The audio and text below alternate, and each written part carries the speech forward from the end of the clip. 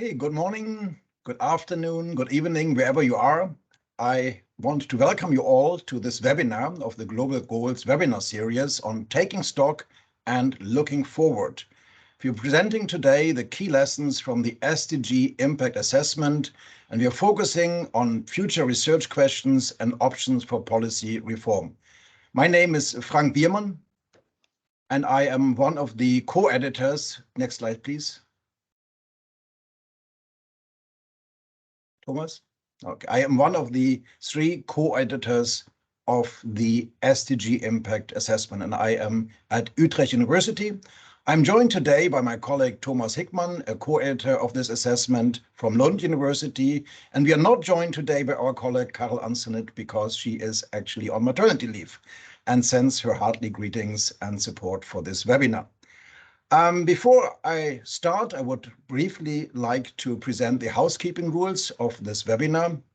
After 2 years of COVID and online working, we are all used to these rules. So you are all invited to ask questions, which will be possible after the presentations of the SDG Impact Assessment that will last about half an hour.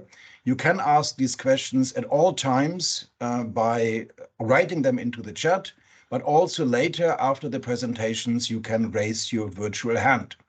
And I also want to inform you, of course, that this webinar is being recorded and will be posted later on the YouTube channel of the Global Goals project.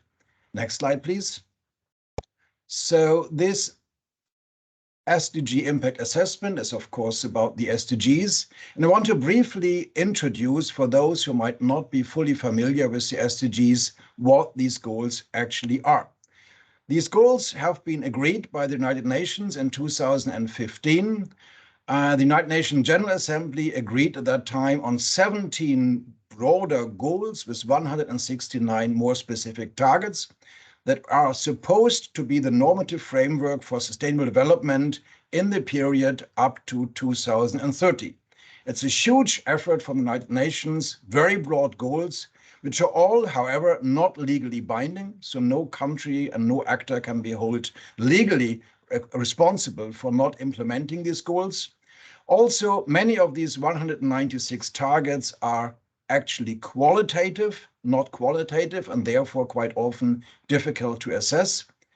Unlike previous efforts in the field of governance by goals, the Sustainable Development Goals are covering all countries in the world. They are not only focusing on the Global South, they're also focusing on the Global North. All countries in the world are expected to implement these 17 Sustainable Development Goals.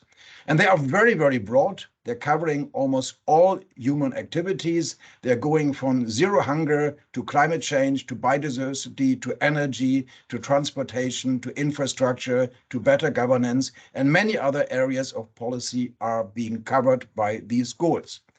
Next slide, please. The question is, of course, for us as sustainability scholars, as scholars of political science, but also as stakeholders, as practitioners, as members of civil society organizations, the question is, will it actually work? Will it make any difference that the United Nations General Assembly in 2015 agreed on 17 broad goals that I have described for sustainable development?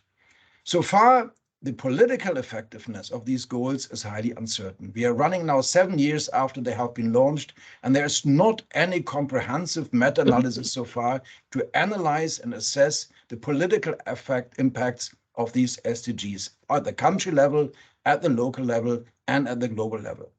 And now, 7 years after the SDGs have been launched, it's therefore a crucial halfway point in assessing whether these goals had any impact. Will it make any difference that the United Nations agrees on these kind of global goals? Will anything change on the ground?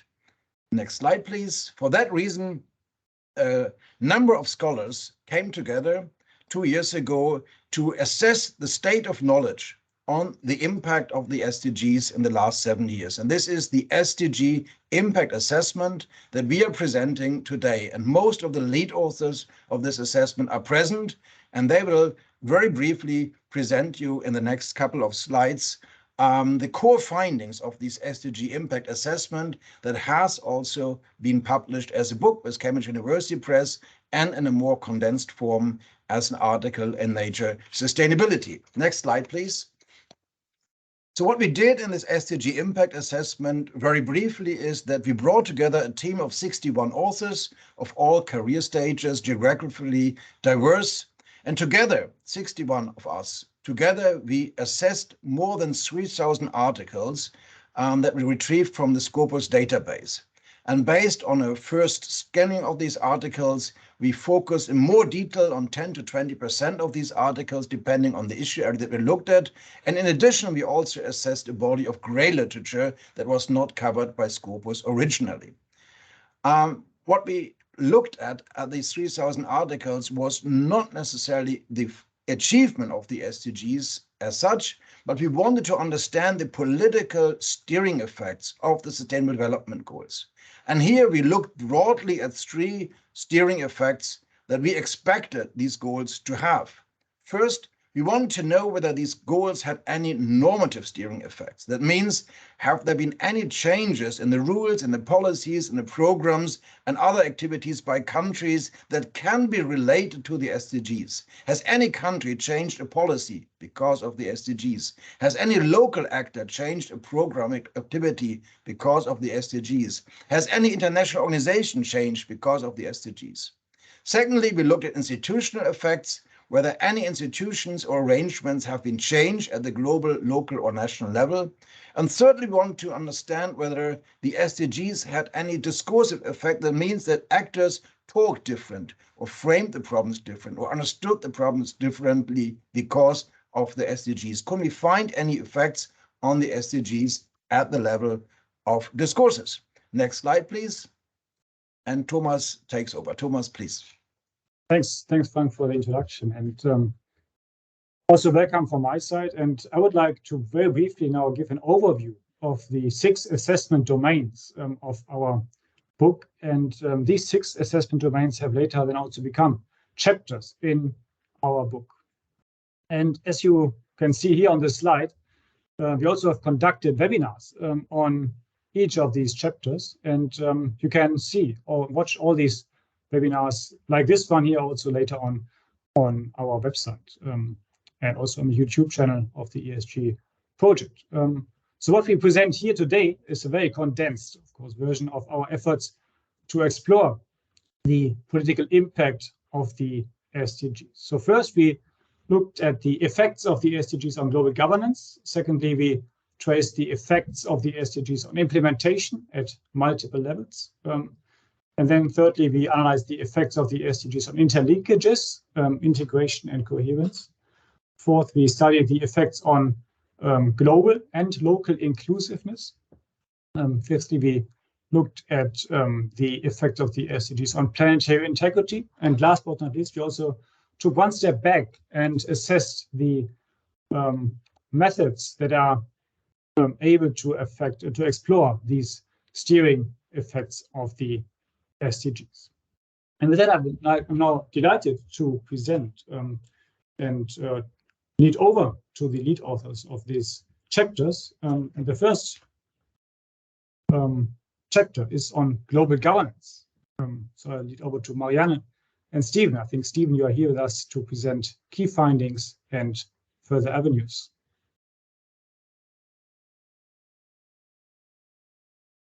Okay, thank you very much.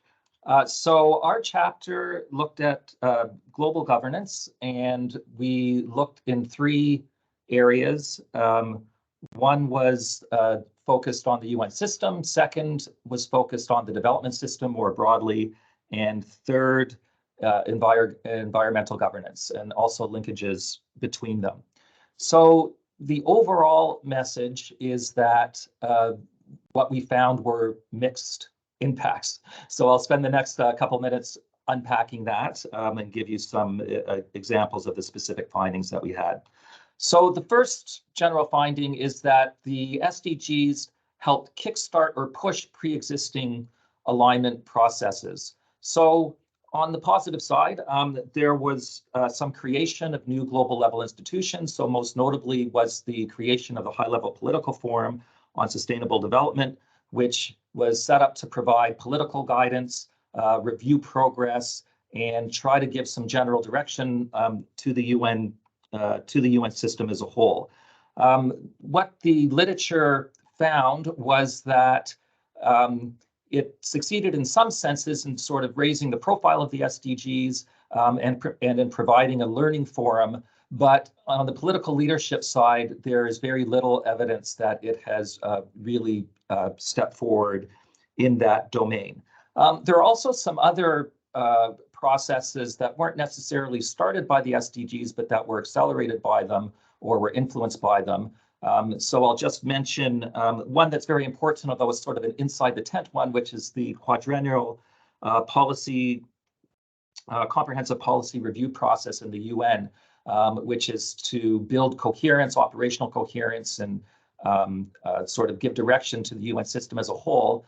And the SDGs now are, the QCPR process is really reoriented around the 2030 agenda and the SDGs. So we see a lot of this development of the SDGs sort of framing the way in which the rest of the system operates and the way in which it's judged.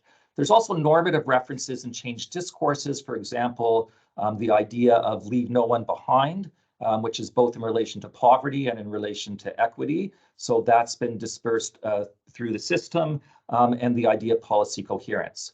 But there's a lack of evidence on how these changes have translated into practices of global governance. So for example, in areas like finance, in the operational areas, it's less clear what the effects of the SDGs have been. And we found there was no evidence of the kinds of transformative impacts that were really being touted as something that was sort of the ultimate goal of the SDGs. But we have to understand this in the context of general pressures of multilateralism and also in relation to other development initiatives. So, you know, context is important here. Okay, next slide. In terms of where to go from here, so as was mentioned, this was really looking at the literature that existed. And so what we found is that there are certain areas where more research is needed to really fully understand what the political impacts are. So we need more empirical studies of changes in practice and especially causal pathways. It's very difficult to determine what's actually causing the changes that we see and how closely they're linked to the SDGs. So more work there and more theoretical work. A lot of the work that we saw was descriptive. So we could see that SDGs are mentioned. We could see ways in which they might be part of various processes, but very hard to know whether, you know, understand theoretically why or when or what conditions are needed for them to have greater impacts. Also, there need to be more studies on the steering effects of the SDGs on non-governmental actors and partnerships. One of the areas that's been emphasized, especially with the high-level political forum, but also more generally, is that the SDGs can be a form of orchestration of the system as a whole to align them with the goals and the coherence of the SDGs. But more study is needed to see if this is actually operating. And in terms of policy prescriptions, I mean, this is more speculative than just our interpretation of what comes out of the literature. We think that going forward, maybe less focus on institutional reform, which has been, you know, one of the ways in which the UN in particular has been thinking of how to implement the SDGs, and more on improving the interplay of the UN system, the intergovernmental system, with the very, very wide range of implementers, because the SDGs are not we don't think, a top-down process. And finally, I think that more work is needed, given that we, in the face of the pandemic, war, economic crisis, of the link to the SDGs, the impacts of these various broader processes. Thank you. Yeah, thanks very much, Stephen, for giving these key insights and also pointing to further avenues for research. Would be interesting to discuss further. But of course, there are other chapters with equally interesting findings. And let's move on then to the second chapter on implementation at multiple levels. This chapter was led by Andrea and Rob, and I would now like to hand over to Rob to present key findings and avenues for the research of this chapter. Rob, you have the word. Yeah, thank you, Thomas, and thank you for all the organizers for setting up this panel and inviting me to participate. It's been a great pleasure to be part of this global team of authors. I would also like to thank my co-lead author, Andrea, who unfortunately cannot be here today, as well as a long list of other authors for this chapter who've contributed a lot in the analysis of what we've done. So now on to the results of our chapter. So in this chapter, we've done a scoping review of published articles to understand where and how the implementation of the Sustainable Development Goals can bring about any observable effects within countries. So it's the domestic focus. But we didn't only look at national governments. We broke down the analysis to look at 4 different types of actor categories: national governments, subnational governments, the corporate sector, as well as civil society. And we took a slightly different approach to the analysis in terms of the 4 different types of effects, or the types of steering effects that we could observe. So in this chapter, we distinguished between discursive effects, things like language, institutional effects, rules and procedures, but we also distinguished between relational effects. So do the SDGs have any effects on actor relationships, for instance, as well as resource effects? Does it impact any funding allocation, for instance? So what do we find? First of all, there are major differences across actor groups, geographies, and skills. So in other words, there's no single or coherent pattern of implementation effects of the Sustainable Development Goals visible across different countries, across different types of organizations, all between different government levels. And maybe you could say this is not a too surprising result, given the voluntary nature that of the SDGs framework, and also the fact that the Sustainable Development Goals they do not come into a vacuum, so they always need to be embedded within existing national and local governance conditions. So there will always be a huge difference in terms of how that happens. That would be the expectation. So second, we also find that discursive and to a lesser extent relational effects are most observed within domestic settings. So in other words, the Sustainable Development Goals are increasingly popular as a reference point in, for instance, national policy plans or urban agendas or corporate strategies. And to some extent, they're also leading to new partnerships. For instance, we find evidence of how they enable public-private partnerships, new public-private partnerships, or also local collaborative governance models. This is also what the SDGs have been enabling. We also find some evidence for institutional effects, primarily in the public sector, for instance, by setting up special departments for coordinating the SDGs.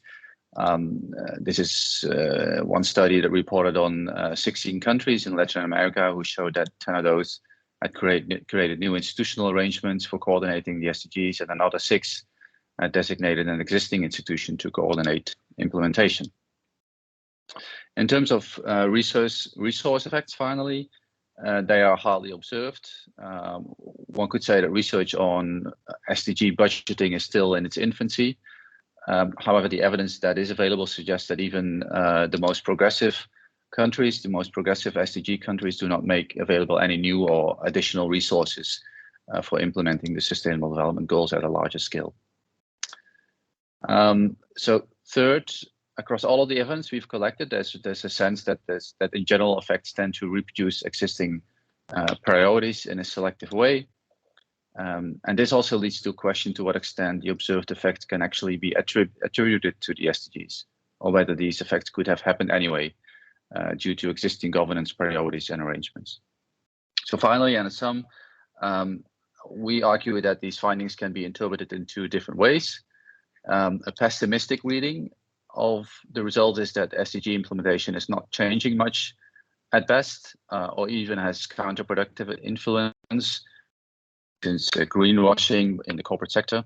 However, and so in other words, one might say the SDGs is just talk and nothing else. But we also say a more optimistic reading is that discursive and relational effects are just the first steps towards institutional and resource effects. So in the future, let's say when we do this study again in 5 years, we may actually observe more far-reaching governance effects because of SDG implementation. So this leads me to my second slide, for which I will be briefer. First of all, based on our assessments, we and this goes, I guess, a little bit along the lines that Stephen was arguing as well. We recommend that future research could move from a mostly descriptive approach, which is primarily interested in understanding what happens, towards a more explanatory research approach. This means that future research should investigate with more granularity and through a range of research methods beyond single case studies, the conditions that actually enable different types of steering effects to occur, as well as the mechanisms through which the SDGs actually cause certain steering effects. From a policy perspective, we observed that, or we would argue that the Sustainable Development Goals are not transformative in and of themselves. You could say this, despite the title of the original UN document, Transforming Our World, the SDGs basically tell us where to go, but not how to get there. So there's a need for complementary novel governance tools and arrangements informed by the Sustainable Development Goals and grounded in the actual realities of politics and policy making, but directly geared towards challenging and changing systems across multiple levels, sectors, and actors. Luckily, you could say there's a range of novel research that is starting to lay the foundations that could advance the development of these tools, including research in sustainability transitions field, transformative innovation policy, progressive behavioral approaches, or environmental governance research. But I'll leave it at that. Thank you very much. Thanks, Rob. Thanks very much for presenting these key insights and future avenues. Especially, thank you for staying up. And I think it's quite late at your location in Australia. Great that you could present them. And with that, I would like to hand over to the lead authors of the next chapter, Mons and Marianneke, presenting the key insights and future avenues from the chapter on interlinkages, integration, and coherence. Mons, you have the floor. Yeah, thank you very much for the floor. Both myself and Marianneke is in the meeting, so I'll say a few words about the results first. Next slide.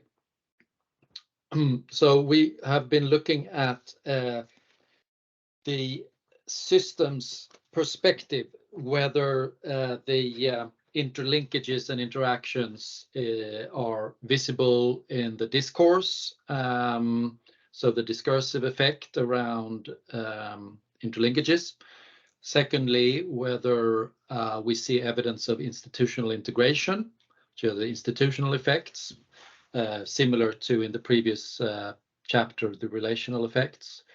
So this has to do with procedures of policymaking, bodies within national government, etc.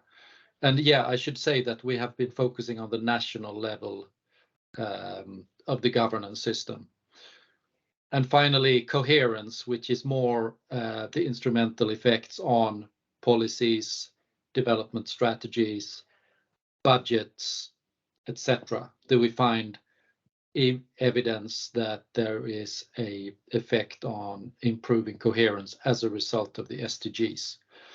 And you could say very briefly that, let's say, on the discursive effect, yes, the interlinkages and interactions approach has really colored the analytical policy analysis, research, and the rhetoric and narratives around the SDGs at the national level.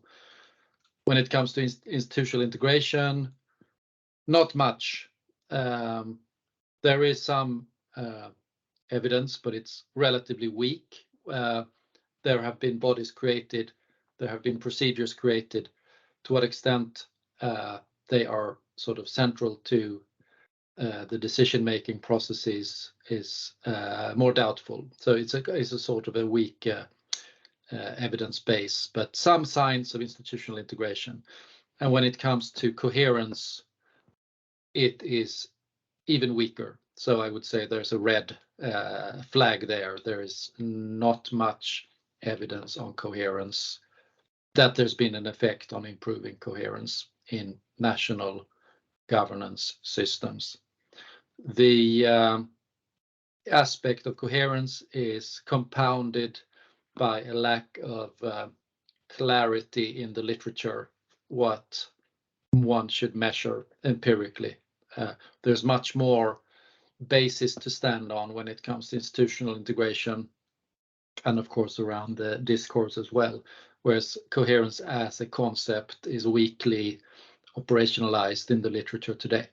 But the chapter has also built heavily not only on academic literature but also on grey literature and the reports, the national voluntary national reviews, etc. So rather consistent with the previous chapter, multi-level, I would say. Over to you, Marianne. Thanks. So in terms of future avenues, we distinguish between research and policy avenues.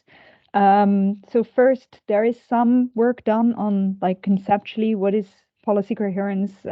What is the difference between policy coherence and coordination? There's much less empirical work done, really in depth on how are countries actually dealing with policy coherence and coordination, but also quantitatively across countries, for example. There has been a lot of focus on tools to turn trade-offs into synergies, including around the SDGs, of course. So they're basically mushrooming, but there's little work on what does that actually mean in terms of political effects, so the consequences, including for inequality. So there's often that sort of focus on a rather technical approach, the how-to, like how can we use the tools to advance coherence without the idea of what it actually contributes and to whom and who should be in the lead, basically. Countries do acknowledge the importance of policy coherence. So you see that countries acknowledge it also in their national strategies and voluntary national reports. There is need for coherence at the highest levels. That's what the literature widely acknowledges. But there is also often sort of a focus on the coherence, not just, but not across the entire policy cycle. So it's very important that countries, of course, advance this, not just in the policies and the strategies, but also further, for example, in budgeting, etc. And then, of course, build on existing institutional frameworks. That's the trade-off that we mentioned before. That, yes, there is need to build on existing institutional frameworks, but often these are also siloed, and these are also, there's entrenched inequalities, for example, as well in these existing frameworks. So hence, again, like coming back to the need for more research on how could this actually take place? What are the consequences of further building policy coherence and coordination in different countries, in different conditions? Contextual empirical analysis are therefore needed to provide more evidence on that. I'll leave it at that. Thanks. Yeah, thanks very much, Marianne and Mons, for your key insights in future avenues. Of course, much food for thought also for future discussions. We will not have the chance to dive deeper now into your chapter, but we will now focus on inclusiveness, the chapter led by Caroline Zenit and Chucks Okereke. You are here, right? Please take the floor and present your key findings and future avenues. Thank you very much. Frank has already, in his introduction, recognized that Caroline Zenit, who is also a lead author in this chapter, is on maternity leave. So I will be presenting the chapter all by myself. Now, the chapter on the inclusion proceeds from the basic tenet that the central goal of the SDGs as a whole, as has already been indicated again in the introduction, is to leave no one behind. And so we sought to operationalize the extent to which SDGs have aided inclusion in global governance in two areas. The one is at the international level, where for the sake of making the analysis very focused, we zoomed in on the least developed countries. And again, one of the justification is that the SDG agenda actually specifically recognize the particular vulnerability of the least developing countries and the need that they require specific attention. So at the national level, we focused on the inclusion of poor and marginalized communities. And in terms of the operations of inclusivity, we focused on recognition, representation, and distribution of resources. So things like equal rights, like basic access to basic rights, but also the distribution of resources and capabilities. Within that, we adopted the theoretical framework that has already been discussed. So the extent of inclusion in normative and institutional and in discursive terms. And the central finding is that the SDGs have not significantly steered inclusiveness beyond advancing the discursive recognition of specific vulnerable groups. So there has been an increase in the mention of the importance of inclusiveness and the importance of closing the gap, of addressing inequity and injustice on national policy agendas, as well as the international level. But overall, the increase in rhetoric has not translated to significant, and as Steve would say in their chapter, transformative policy innovations or institutional changes or normative practices to really ensure that the issue of equity is being addressed. The SDGs have not advanced the inclusiveness of least developed countries in global governance and the global economy. We see this not just in the fact that, for example, 5 years after the signing of the SDGs, many countries still lag behind in terms of the provision of their approved or promised commitment to aid budget. But indeed, in 1 or 2 cases, we've seen actually the rolling back of aid budget to least developing countries. We see this in the form of the increasing debt, which many least developing countries think is actually unjust. The cry for the remittal or the commuting or the writing off of this debt, which has gone unaided. And indeed, studies doubt whether the SDGs will be able to increase the political participation of the least developing countries in global governance. At the national level, there is some evidence of the increase in rhetorics, but also even in discursive and institutional terms. We see certain traditional institutions have been empowered more, but actually, again, in terms of the practice, there remains very limited impact of the SDG in enhancing inclusion. In terms of the next step forward, in terms of, so next slide, please. So we think there's need for a better understanding of the systemic and structural barriers that hinder inclusiveness at different scales of governance. The lack of the translation of the rhetorical devices and inflation into practical normative changes. Is it intended, or is this because there are certain systemic and structural barriers that remains very intractable and difficult to shift? How do those barriers interact in practice and in policy terms? And therefore, how could, or what are the mix of interventions in terms of policies, practices, institutions that can unlock the barriers and help to usher in greater inclusivity? But also, what are the kind of politics, alliances, coalitions that can help to challenge the existing norms and status quo. We need also to better understand the synergies and trade-off between various SDGs, but also across scales of governance with regards to inclusion. Is it possible that the pursuit of recognition can come as a trade-off to distribution, or vice versa? And is it possible that a greater pursuit of inclusion at the international level can actually, in some ways, either have a catalytic effect in terms of inclusion at the national level or a reduction effect? And then we also need to have a better understanding of the metrics to measure the inclusiveness of programs.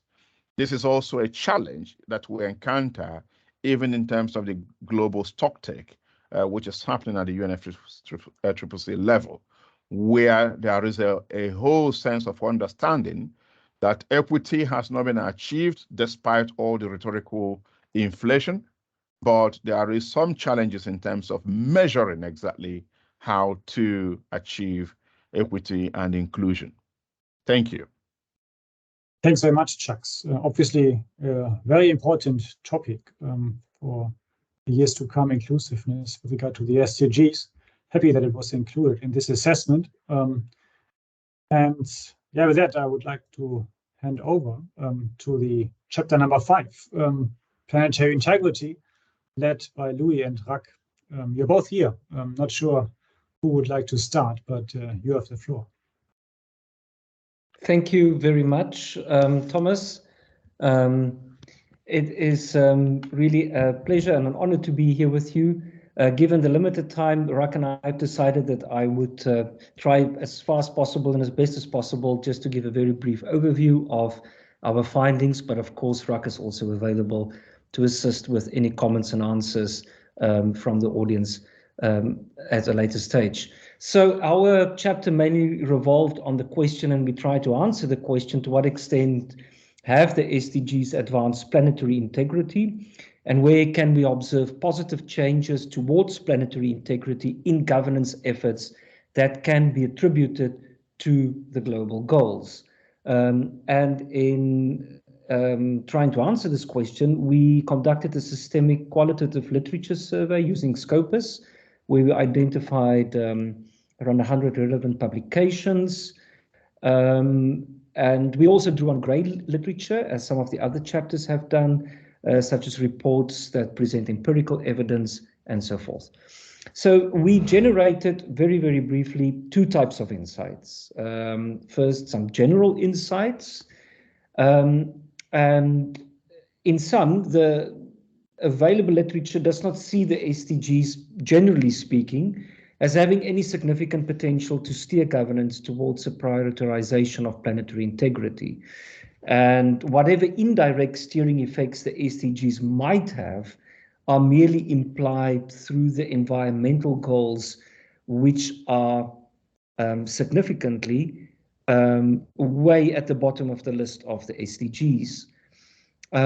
We also drew some insights from experience on 4 different levels of governance, namely international, regional, national, and transnational. And I'll get back to that in a little while. To elaborate a bit more on the general findings, we found that most studies attribute no direct steering power to the SDGs, and the majority of studies rather indicate that the SDGs act as orchestrators with more of indirect steering effects, and they act as headlines through clustering of agreements under broader themes such as biodiversity or climate change or oceans governance, for example. Now, the specific environmental targets under the SDGs are often located also in non-environmental goals, with indicators ending up often diluting or contradicting even the, for a lack of a better phrase, the environmental mission of the 2030 agenda as a whole. Most environmental targets were also extracted from earlier agreements, which might possibly draw resistance from other bodies or agreements in the same area. And it might even give rise to conflicting priorities, which could eventually also lead to problem shifting, of course. The SDGs have created little environmental protection ambition, and they have significantly, there's serious concerns that they've significantly failed at raising the level of at least normative ambition in international environmental law or domestic or regional environmental law, to provide better environmental care at a much higher level. And they might even have negative steering effects on planetary integrity, in the sense that they could incentivize countries to further subordinate environmental priorities in their pure economic developmental plans. Although the goals are, at least in spirit, a sort of network of targets, they do not come as a truly indivisible package, but they do leave room for governments to strategically prioritize certain goals in their implementation. And what one often finds then is that the environmental goals are subordinate to the socioeconomic development goals. The SDGs do not acknowledge the centrality also of healthy ecosystems to the optimal functioning of the vast majority of all social and economic systems. And this is partly because it's still very firmly based on a new liberal understanding of sustainable development, and not ecological sustainability. The literature also which suggests that governments and businesses actually actively prioritize the social and economic goals over the environmental goals, both in rhetoric, but also in practice. So they often use the SDGs to window dress. Turning very briefly to the specific findings at the international, regional, and national and transnational levels. Internationally, we looked at, for example, the United Nations Environment Agency, and several meetings of the United Nations Environmental Assembly. Several meetings of the Assembly explicitly actually embrace the SDGs and their concerns, which certainly suggest potential for the Assembly to govern complex interactions arising from the SDGs, also by considering the environmental dimensions very explicitly. But the Assembly only took very tentative steps, for example, towards governing interactions in pursuit of planetary integrity. Regionally, we see that the European Union certainly, and this might not be a surprise, is a front-runner in regional environmental governance, and it explicitly also includes references to planetary boundaries, to a safe operating space, and also to the SDGs in its policies, plans, and its law. But the EU still sees economic growth as a key enabler, despite adopting and moving towards greener policies. We also looked at the Economic Commission for Latin America and the Caribbean, which isn't as strong as the EU in its environmental governance efforts.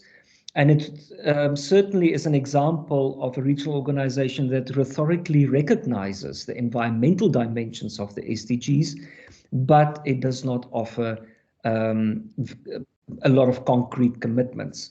Nationally, we looked at South Africa, which is a highly unequal emerging economy, but with a very well-developed legal policy, governance, and constitutional structure.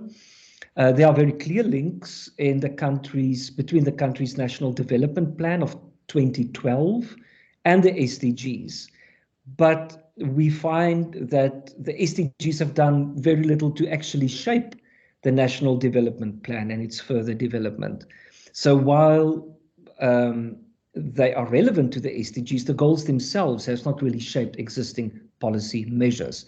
At the transnational level, we specifically looked at corporations, and our analysis suggests that a renewed push for corporate participation in the 2030 agenda and the integration of the SDGs into the business sector is growing, and that, of course, is positive. But there remain serious concerns about so-called SDG washing, which, of course, is also related to the broader concern about greenwashing, to increase social legitimacy while concealing only modest sustainability efforts or even malpractices, Thanks, Louis. Just sorry to interrupt, very sorry, but since we have one more chapter to present, maybe you can briefly summarize the future avenues before we I'll do that, Thomas. Open the Q&A. Would be nice. Thanks for the prompt. So in terms of the future research agenda, we think that more research is needed to understand the impact of the SDGs on planetary integrity and the extent to which they and their successors certainly could contribute to steering human development in a way that pursues and respects planetary integrity.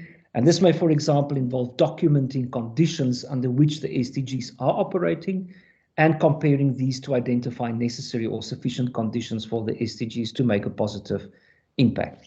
Thank you. Thanks very much, Louis. And Raki also here. We might be able to answer any questions that come up. Yeah, it's a challenge to keep everything in such a short time.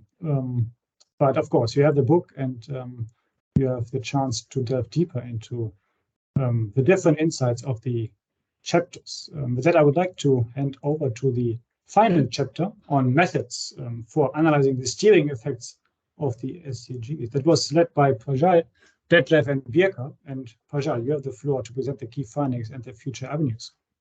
Yeah, thank you, Thomas. Yeah, unfortunately, my co-lead author, Detlef and Birka, is not here today. But I can see also in the audience slide that we do have like contributing authors there in the participant list, which is also good.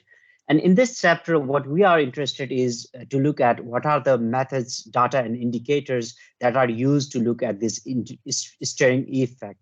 And for that, we applied like a two approach. One is how to look at steering because that's what the 2030 agenda means. Like we have to transform the world, and it's not the business as usual way to go forward. But at the meantime, there are also some goals and targets that need to be achieved. So we need to look at the steering effect, but also need to see whether there is some progress on the goals or not. For that, what we did is like we look at the literature and try to figure out what sort of methods are used, what sort of data are used, either to look at steering effect or to look at the progress on SDGs. And interestingly here, one of the highlight finding of our work here is like no single method can give a comprehensive overview of the steering effect. Like when you look at the literature, there are quantitative methods that look at steering effect, and also like a qualitative methods like discourse analysis is there. And when you look at when we look at this quantitative methods, we look at like also data that are used to monitor the progress in SDGs, and we find that like there are like globally there are three different data set. One from the official UN data set, another is from the World Bank, and there is also a global data set from SDSN, Sustainable Development Solution Network, and these three data has their own strength and limitation. But also interestingly, there are also country level data available to look at this to look at the progress on SDGs. But what we see is like also that for all 169 target, data are not available. So there is a critical data gap for SDGs, and this critical data gap is there not only in terms of statistical or empirical data, but also in terms of qualitative studies. We see the data gap there, and there is especially data gap when we look at local level in terms of SDGs, because localization of SDGs is an issue which is quite crucial. And when we want to implement SDGs, then definitely SDGs need to be implemented at the local level, and we see there is a gap of data at local level, and also for low-income countries here. And then definitely there is also data gap in qualitative studies as well. When you look at the coverage of the studies, what we see is like there are only few methods that can cover all the SDGs. Even though we are talking about SDG as a whole, even in our scholarly work, we are looking at few SDGs, and there are limited methods which can look at all 17 SDGs together. And if we talk about 169 targets, then I guess like it's already too much for any method to look all these things together, and there is very limited method to look at that. And we also look at like a modeling methods that is widely used in climate community, mainly in terms of integrated assessment models. And we found that they do address, they are used to address SDG interlinkages. However, the issue is that their focus is they are developed with certain history, like for certain sector, water, energy, or food and agriculture, or land use, and they look at only a specific cluster, but not whole 17 SDGs as a whole there. So there are some models which could be used to understand SDGs, SDGs interlinkages, more in integrated assessment models, but they are not addressing all the SDGs. Yeah. So maybe Thomas, next slide, please. Yeah. And what we see here is like, since there are different methods available, and every method has its own strength and limitation, one of our key highlight here is like, we need different method to understand steering effect properly. So we can't claim that using one single quantitative or qualitative method is able to understand whole steering effect of SDGs. So we definitely need different methods, mixture of quantitative methods, and also modeling exercise are needed. And for that, one of the research avenue is like how we can bridge we can bridge the gaps between different methodological communities. So we need more bridges that will connect different methodological communities to work together. And then also we have to also think about how can we promote the use of scientific evidence in science policy in interference, because we already heard from our previous lead authors that there are limited transformative impact of SDGs, and here the question is like, how can mainly this information of SDG interactions can be used to identify key targets, key goals to prioritize SDGs. So we found that this is also something needed. And we all know that we are already 7 years in the process of SDGs, and in few years there might also be a new process for post 2030 agenda, or post SDG targets that after 2030. And one thing we discussed in our chapter is also like, definitely we already need to think also about this post 2030 agenda, and there we need to think about how SDG targets are developed, like a critical reflection is needed there. And for post 2030 agenda, we need to prepare ourselves to have more science-based targets. Yeah, thank you, Thomas. Thanks, Bajal, for this presentation. Thanks, everyone. Thanks again to all lead authors presenting and taking the challenge to squeeze in your key findings into 5 or 7 minutes, whatever. Before we come to some questions, because time is limited, we would like still highlight 3 overarching findings from our editorial perspective. So first finding we'd like to highlight, and it corresponds very nicely with the findings and results from your chapters, is that the SDGs have had some discursive effects and put some impetus to normative and institutional reform. I think this was highlighted in many chapters just presented. And this is important to keep in mind, despite the criticism that we, I think, all share with regard to the SDGs. Second finding we'd like to highlight is that the SDGs foster mutual learning among governments and have offered new instruments for some local actors to organize, gain more support, or mobilize funding from higher levels of government. And lastly, the SDGs, in our view, sometimes enable civil society and NGOs to hold governments accountable. So a bit more optimistic views, but nevertheless, we come to the overall conclusion that the SDGs do not lead to transformative change, and therefore cannot be seen as a transformative force in and of themselves, as highlighted with many examples from the different chapters. And that, I think, is very briefly explained, because Frank already mentioned that this book is available open access, and we also have a condensed version as Nature Sustainability article, which has been published just a couple of weeks ago. And here you will have the chance to delve deeper into what we presented here as the key findings and avenues for further research.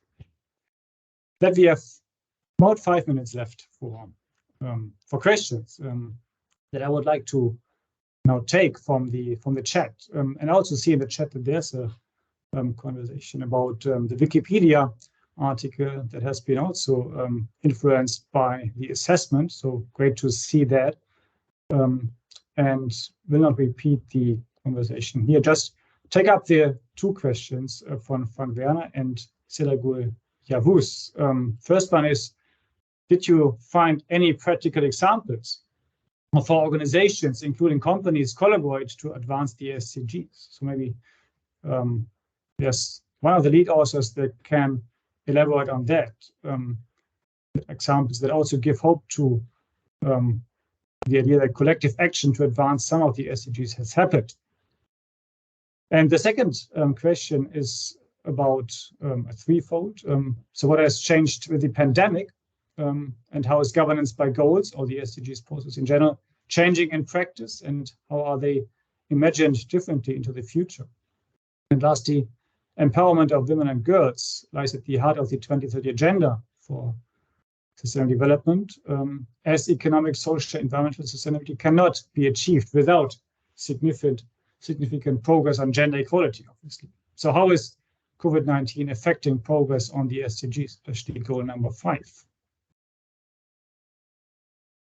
The questions, unfortunately, only few minutes left. Mons is willing to answer, so I'm happy to give the floor to Mons. I'd like to answer or reflect a bit on the COVID pandemic question, as I think there are two important contradictory trends.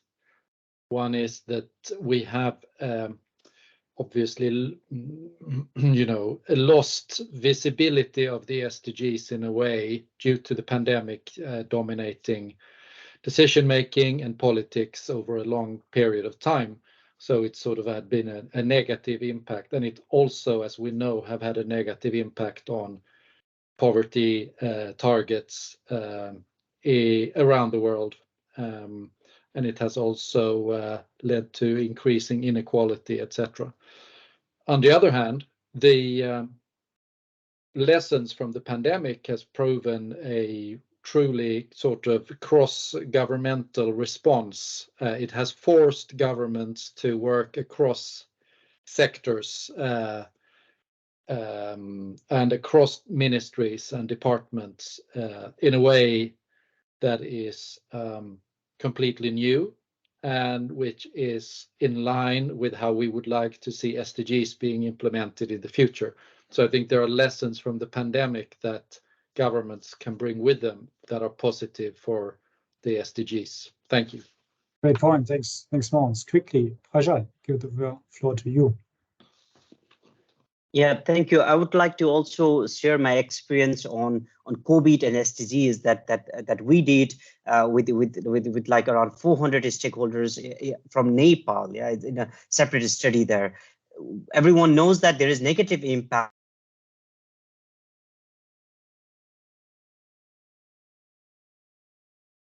or has opened a short window of opportunity for transformation. Yeah. So I would like to highlight that it's not only bad, but definitely there is a window of opportunity there as well. And linking to this gender empowerment, definitely a pandemic has, in our case history, we saw a negative effect on gender empowerment as well. One example would be like in this digitized world, we saw also digital divide between male and female member. Yeah, so I don't know, that might be the case here in more in a global north, but that is the case definitely in global south here. Yeah?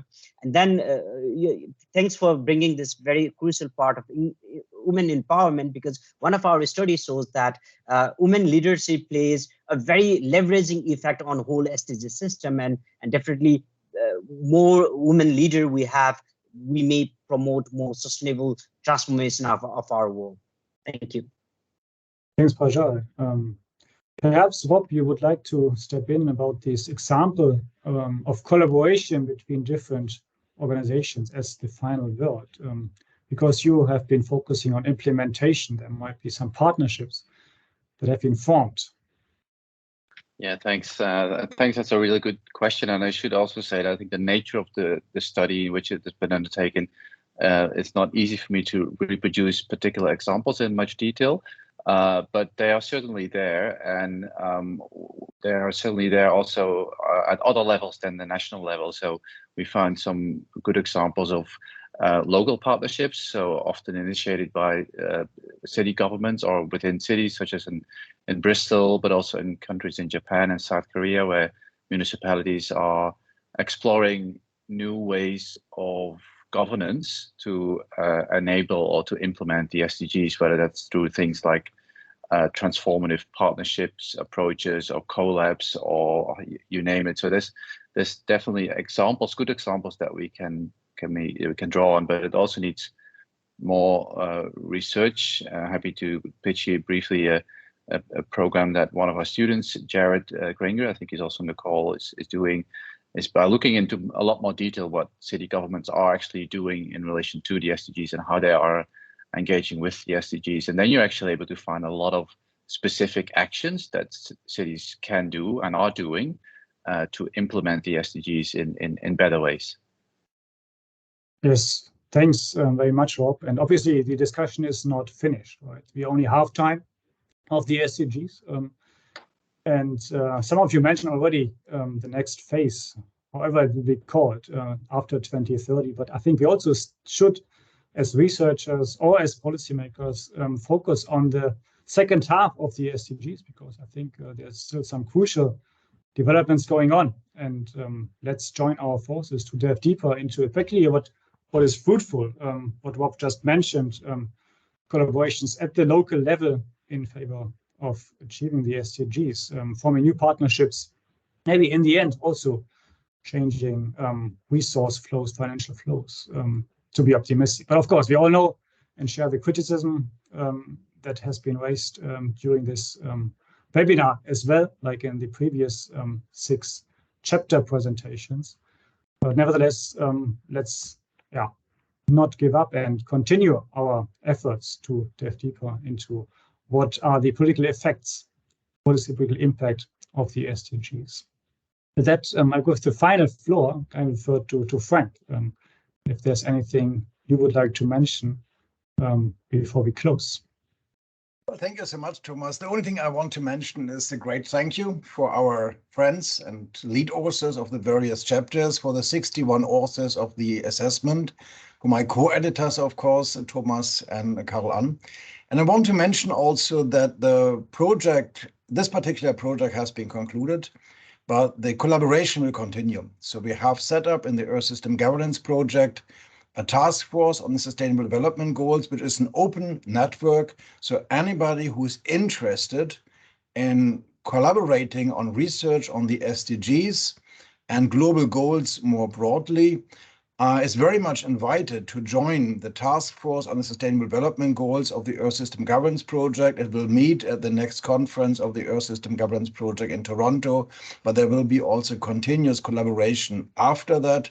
It's all on the website that I mentioned here of the Earth System Governance Project. And finally, I also would like to thank the European Research Council that has made this entire activity possible. And also the participating universities, including in particular Utrecht University and Lund University, that is enabling the Global Goals project. On this happy note, I wish you all a great day or a great evening or a great night, wherever you are based right now. And I hope to see many of you at the Toronto conference on Earth System Governance and all future activities that we will organize in this network. And very much finally, this webinar will be is recorded and will be posted on our website, and all the chapter webinars are also on our website. So for every chapter, we have a webinar that has been taken in the last year. And of course, very much finally, everything is open access. You can download the entire book free of charge wherever you are. You can download every chapter. You can download the entire book. You don't have to buy it. You can also buy it, but you don't have to buy it. Everything is available online. Because we believe in open science and we believe in the possibility for everybody to access and to share our knowledge. Thank you so much. Have a good day. Thanks. Take care, everyone. Thank you.